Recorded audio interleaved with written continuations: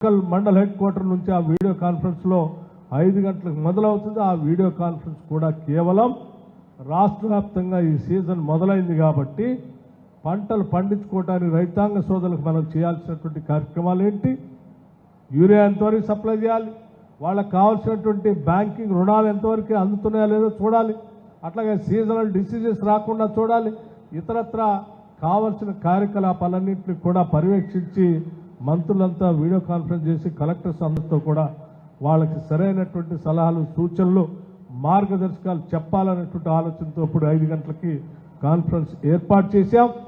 ఈ వర్షం మధ్యలో రావటం వల్ల కొంత చింతకాడ నుంచి బోనకల్ మధ్యలో వచ్చే కార్యక్రమంలో ఆలస్యమైంది.